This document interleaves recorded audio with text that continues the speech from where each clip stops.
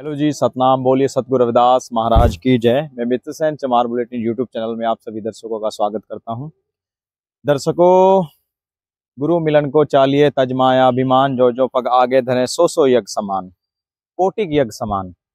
संतों का दोहा है और कहा है इसमें कि गुरु मिलन को चालिए तजमाया अभिमान, जोई जोई पग आगे धरे कोटिक यज्ञ समान।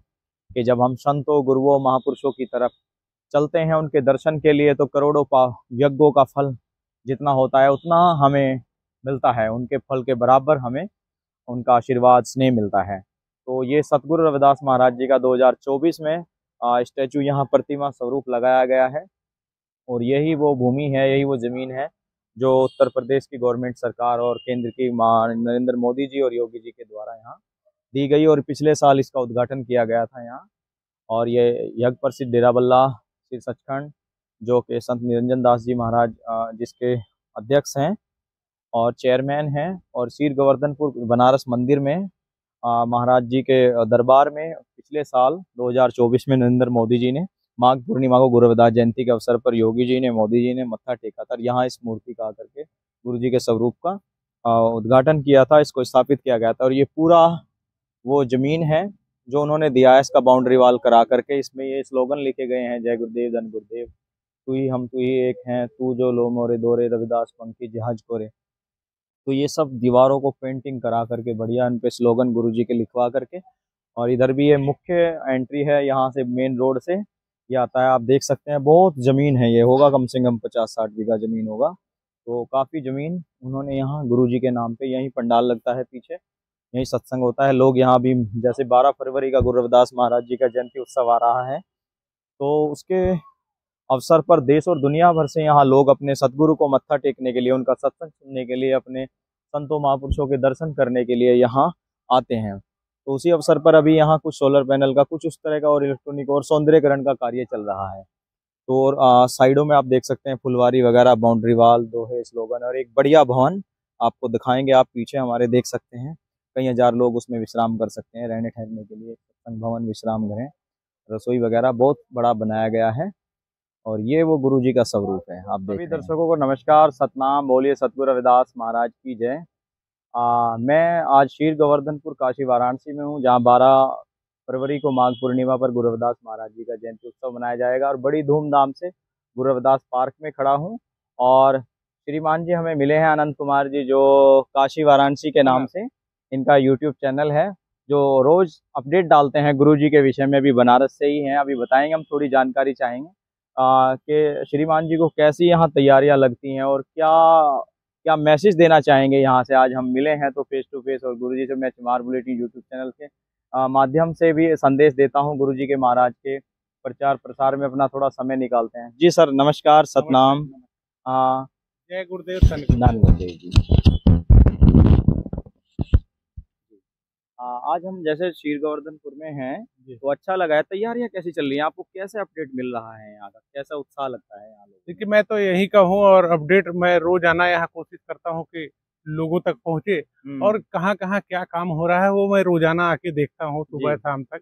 तो जो तैयारियां हैं वो लगातार 12 फरवरी 2025 की जो तैयारियां हैं वो लगातार चल रही हैं। आपको बता दें कि डिटेल में सबसे पहले मंदिर में क्या क्या तैयारियां होती हैं, क्या बदलाव होते हैं, वहाँ लाइटिंग वगैरह होती हैं और तमाम सजावट के काम वहाँ होते हैं। उसके अलावा उसके बगल में लंगर भवन है, लंगर भवन में भी सारी तैयारियां होती हैं, बहुत सारे सामान वगैरह आते हैं। आप जानते हैं लंगर में सारी जरूरत की चीजें होती हैं, पंजाब से आता है, तो वहाँ पे सारी तैयारियां चलती हैं। इसके अलावा देश विदेश से लाखों की संख्या में जो श्रद्धालु अनुयायी संत शिरोमणि गुरु रविदास जी के जयंती पर आते हैं, तो उनके रहने खाने पीने का जो इंतजाम होता है वो भी, जहाँ इस पार्क में मैं खड़ा हूँ, यहाँ पे तो सत्संग होता है, यहाँ पे एक बड़ा सा टेंट लग जाता है और एक जर्मन हैंगर लगता है जिसमें लाखों लोगों की बैठने की व्यवस्था होती है। उसके अलावा पीछे एक स्टेज होता है जहाँ से सत्संग होता है। यहाँ से 50 मीटर की दूरी पर ही जो टेंट है जहाँ पे लोग रहेंगे, उसके अलावा एक बड़ा लंगर हाल बन रहा है।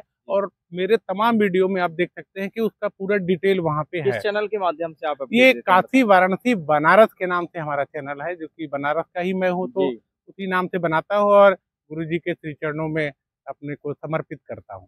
वाह जी वाह जी। तो जैसे यहाँ अनेकों प्रकार से और कई जगह भी आयोजन, जैसे राजघाट पे और थोड़ा जी सा जी वहाँ जी नगवा पार्क पे, तो वहाँ की भी जी जानकारी देंगे आप? उस दिन कहाँ कहाँ इतना बड़ा आयोजन होता है? देखिए, जो 12 फरवरी 2025 है, ये तो जयंती है। तो जयंती जो होगी वो तो पूरी दुनिया में मनाई जाएगी, बिल्कुल जहाँ कहीं भी मंदिर होगा। ऐसा नहीं कि सिर्फ जो यहाँ तीर गोवर्धन है, जन्म स्थान का एक अलग महत्व होता महत्व है, है। इसलिए यहाँ पे ज्यादा संख्या में लोग दूर दुनिया से आते हैं। जी। लेकिन जहाँ जहाँ भी जिन जो लोग नहीं आ सकते, तो वो लोग अपने अपने स्थान पर, अपने अपने मंदिर में ही, वहाँ उनकी पूरी तैयारियां होती हैं। बनारस में राजघाट पे भी एक मंदिर है, जो कि राजघाट के पास गंगा नदी के किनारे ही है। वहां पर भी तैयारियां उसी तरह से चलती हैं। जो लोग वहां जानते हैं, वो लोग वहां चले जाते हैं। जी। उसके अलावा नगवा में एक संत रविदास जी के नाम से एक पार्क है, वहां पर भी पूरी तैयारियां होती हैं।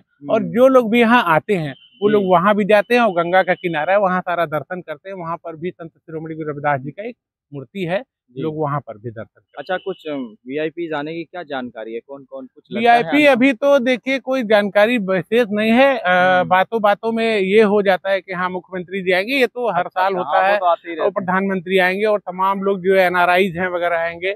एक जो श्री 108 संत निरंजन दास जी महाराज जी की जो बात है, तो वो 10 तारीख को यहाँ पर बेगमपुरा एक्सप्रेस से आएंगे, और जो कि 13 तारीख को वापस जाएंगे। ये पूरा है। उनके साथ तमाम दुनिया भर के एनआरआई और सत्संग संगत वगैरह भी है। जैसे साहब, यहाँ आप तो यहीं के निवासी जी हैं, जी यहाँ जी प्रति वर्ष जो है लगभग लाखों की संख्या में जी श्रद्धालु, तो यहाँ के जो जन नागरिक हैं जी आसपास के, उनको क्या क्या लाभ होता है? जैसे बेड़ी ठेली खाने की और सामान जी जी विक्रेता, जी उनको कुछ देखिए, आर्थिक लाभ कैसे? सबसे बड़ी चीज है कि यह एक अद्भुत आयोजन है, जिसमें जी। कोई देखता नहीं है क्या हो रहा है। तो जी। लंगर है, लाखों लोग रोजाना खा रहे हैं, तो आसपास के लोग हैं उसका उनको लाभ है, अपना खा रहे हैं, पी रहे हैं। जी। इसके अलावा एक मेला क्षेत्र हो जाता है 15 दिन का, तो लोग उससे अपना रेडी बिल्कुल। पटरी पर अपना जो व्यापार वगैरह भी करते हैं, तो वो भी कर लेते हैं। तो और क्योंकि बहुत ज्यादा संख्या में लोग यहाँ आ जाते हैं, और ऐसा कहा जाता है हर साल यह एक मिनी पंजाब बन जाता है। यह क्षेत्र पूरा